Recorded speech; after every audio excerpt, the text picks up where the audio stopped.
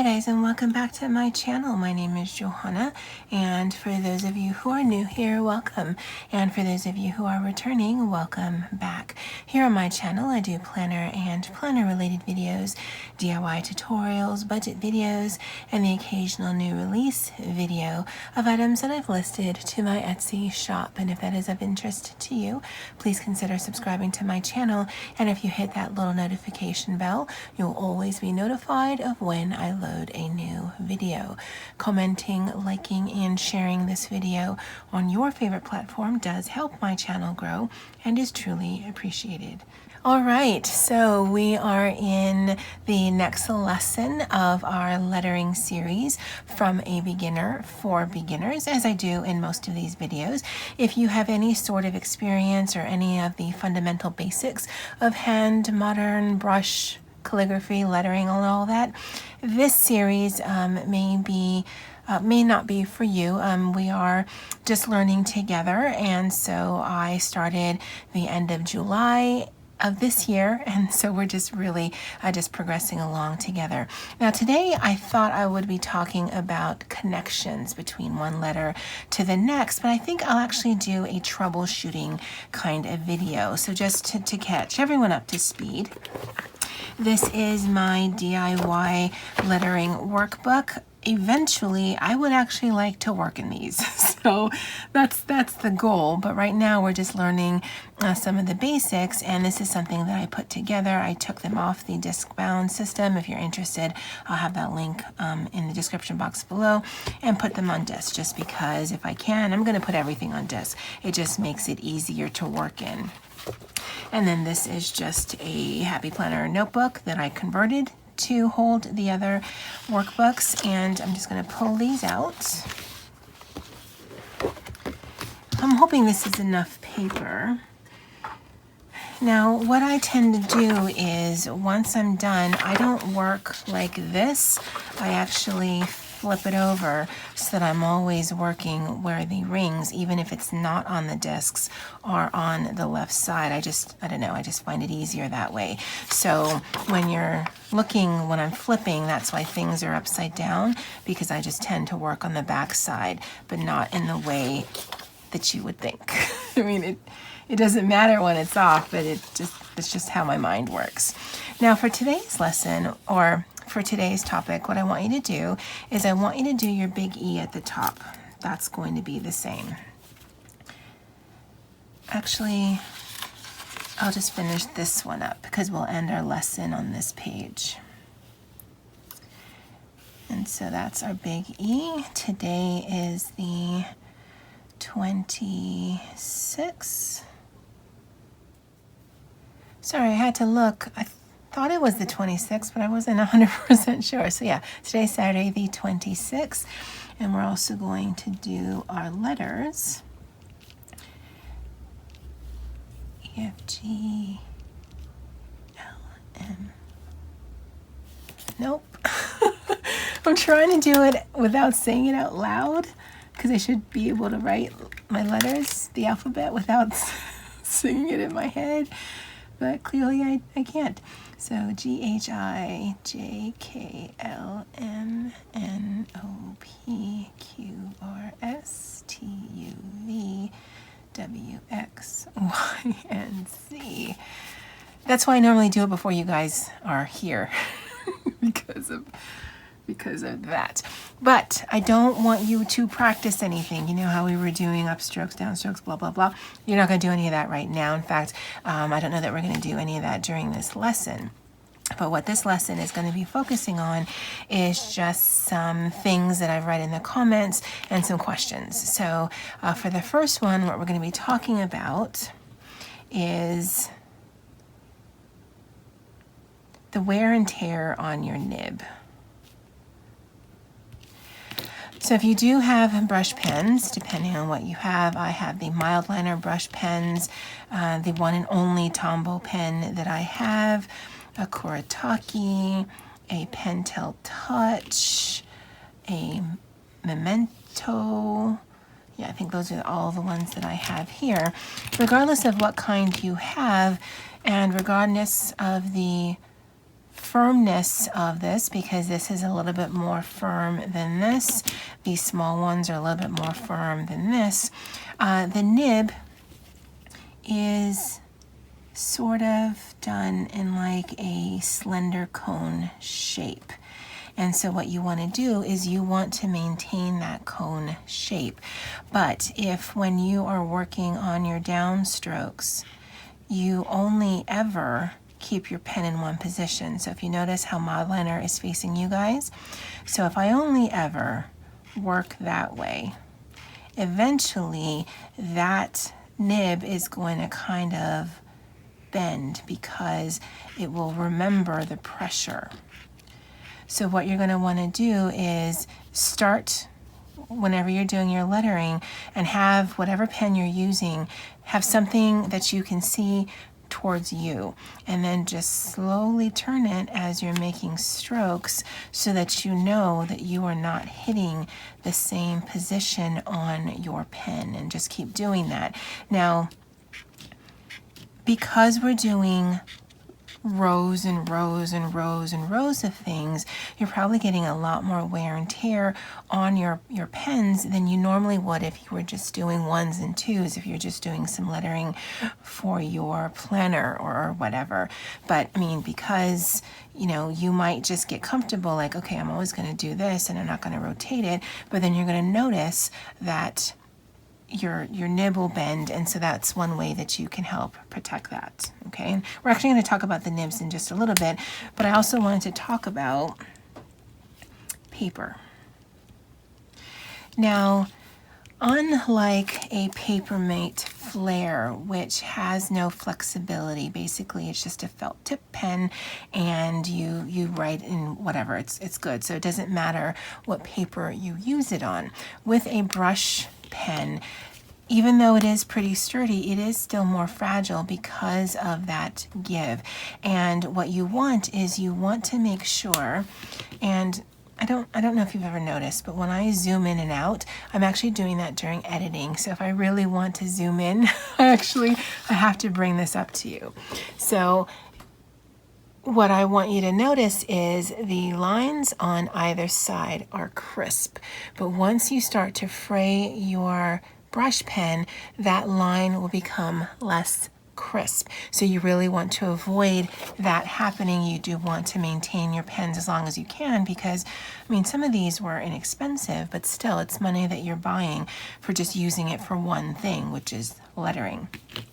Now, I haven't been doing this that long, so for what I can tell, the Happy Planner paper works really well.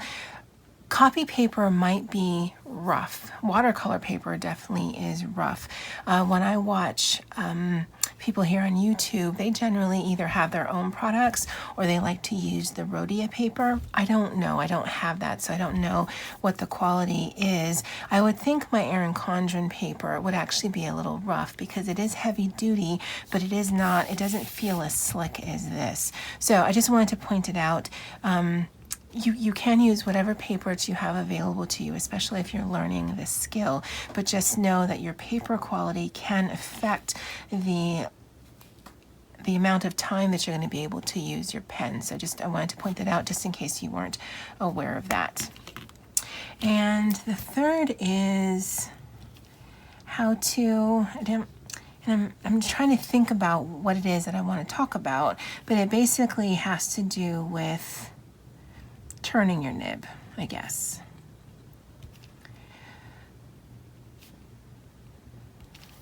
And what I mean by that, and I think that's dark enough that you guys can see it, is when I first started, and I first started on the letter A when I was putting that workbook together, it seemed that when I went into the curve, that there is, and I mean, I don't know if you could see it, but there is that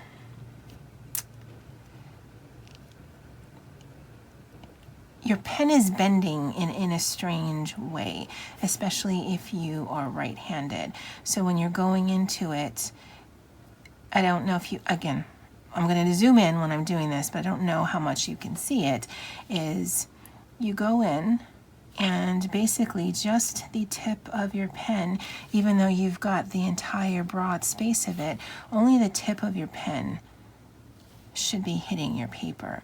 And you sort of just kind of go on that, and then when you come down, really if you go slow enough, what you can see is that your pen shouldn't bend.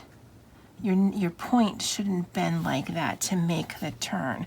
What you're doing is you're kind of gently placing it on the paper, getting as little ink as you can, and then bringing it down, so that instead of your pen turning to make the curve, you're basically just coming down into it. I don't know if that makes any sense. But you really have to go slow in order to achieve that effect. It actually works really well. So let's see if I can try it with a different pen. Let me try the Tombow, because I find it's kind of floppy.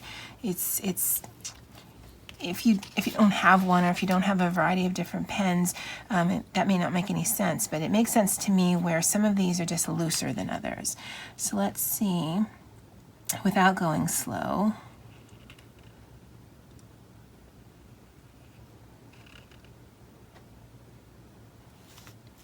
And let's see if we can do that trick, because this one, I don't know if you can see it, but there seems to be a little bit of a curve to it.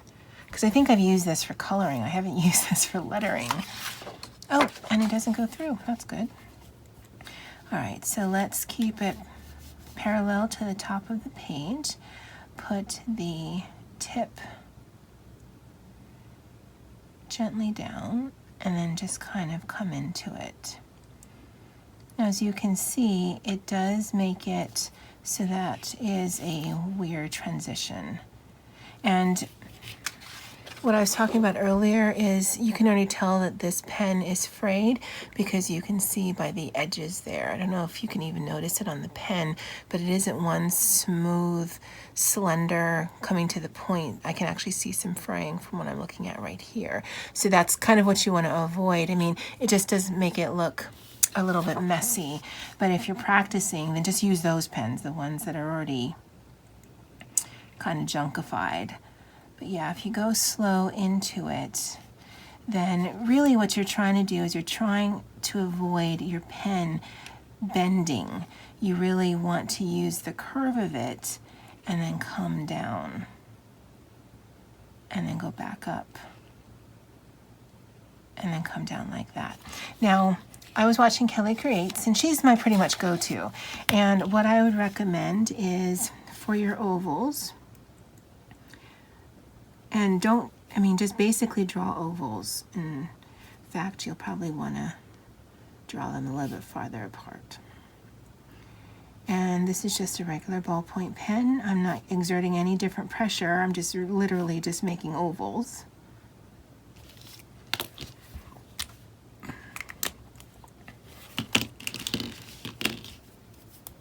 And then use that as sort of your guide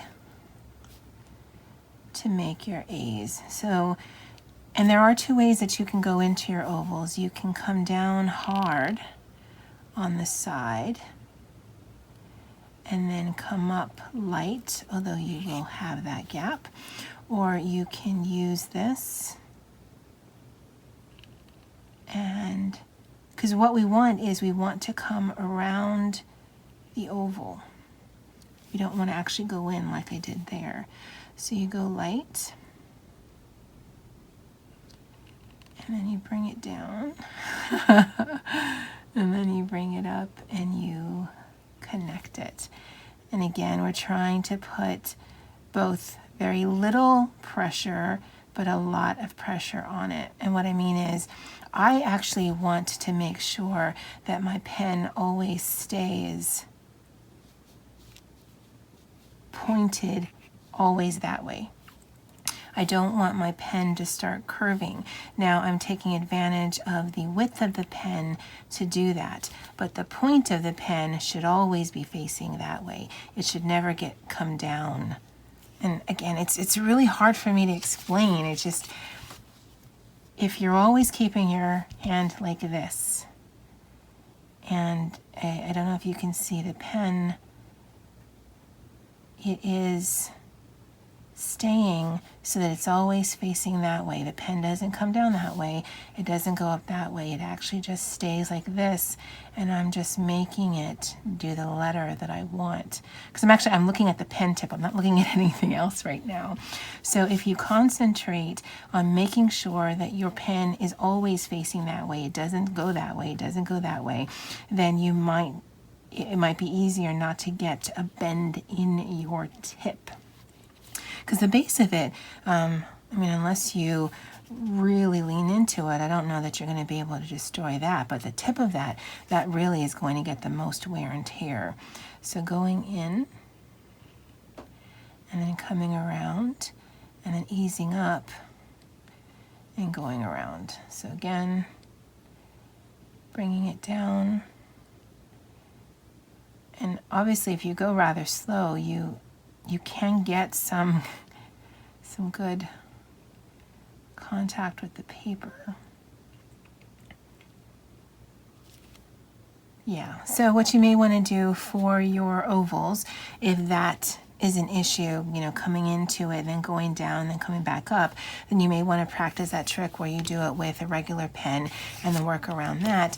And then that also would work with a underturn or an overturn. Again, if you give yourself some guides and you do a whole row of that, and whether you are doing at an angle, I'm not very good at that because I don't typically work at an angle, well, not really, then you can use your pen and sort of make your own kind of sheets. So you'd come down thick, and you'd go up thin, and you'd come down thick. And then that way it gives you something to work around so that you can visually see the transition. And ideally, you'd either want to be in the inside or on the outside just so that you can see where you're working. But I'm hoping this makes sense. Now, if you notice the pen nib when I'm doing this one here, this one actually bends more. So if I work on the outside, keeping my pen straight,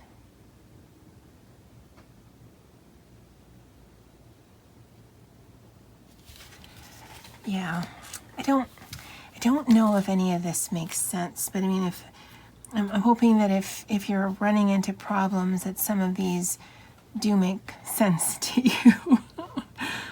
Again, guys, we're learning together, so it's hard for me to try to give tips or pointers when I'm trying to figure out what it is that we're doing, but also how I would try to fix that problem. Anyway, I thought we were going to be practicing a lot more, but I think what we're going to end with is I'm going to keep this sheet. Now, I'm hoping I don't mess up any of these names because I want to keep this as clean as possible. So I'm hoping I get it right.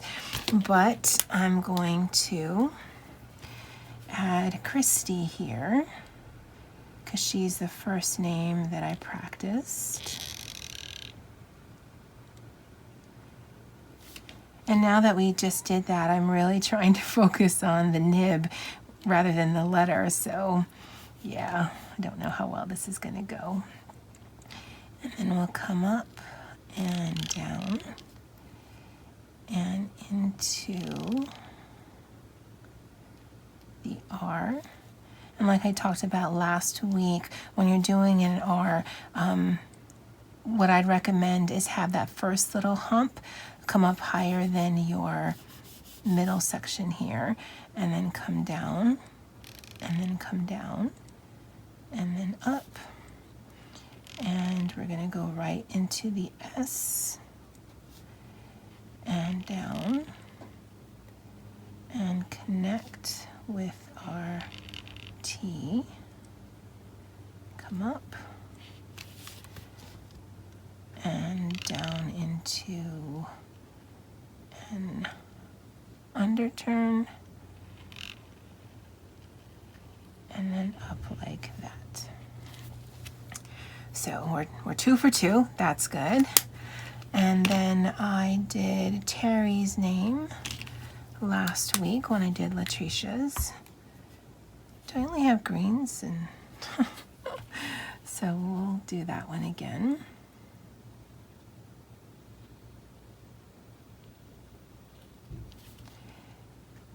And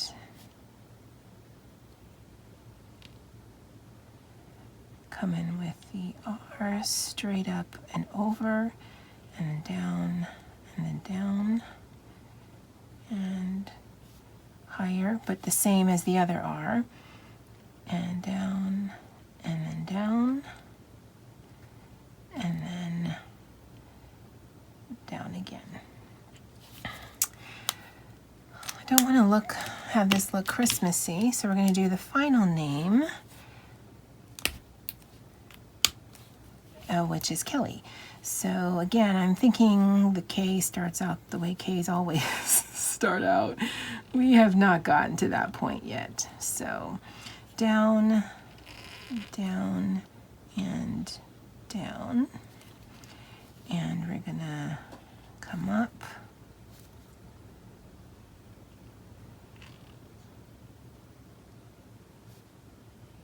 And go higher.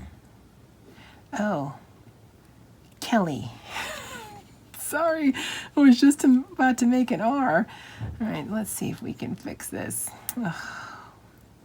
I don't know if you're following along in this lesson, but it is really difficult to think about the letter, to think about the upcoming letter, to think about the connections, and then to try to get the upstroke and the downstroke down all at the same time.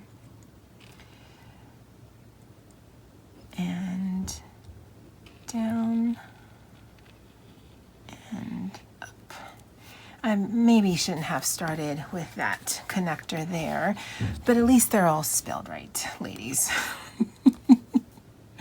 Now, usually I do my practice rows before I start the lesson. I didn't do that this time because I just wanted to jump into some of this troubleshooting, and you can tell because my connections, I'm not going to mark up this page. Well, yeah, I can't show you without marking up this page, and I don't want to mark up this page, so I can just tell you my mountains there are not very good. My connections and my transitions between the thick and the thin and back up, not very good. I'm not taking my time coming up. I mean, I can see some problems, and I can directly attribute that to not doing any practicing, but this is real life, guys, so I'm hoping that this makes sense. If you have any issues or problems that you come across, you can certainly leave them in the comments below. Again, I will try to figure out, my best that I can how to address them. I'm hoping this here makes sense. Next week, we are going to be working on connections and how we can make it easier for ourselves. Again, you're learning from a beginner, so I'm sorry I don't know more. All right, guys, well, that's it for me for now. Thank you so much for following me on this journey. And as always, aloha.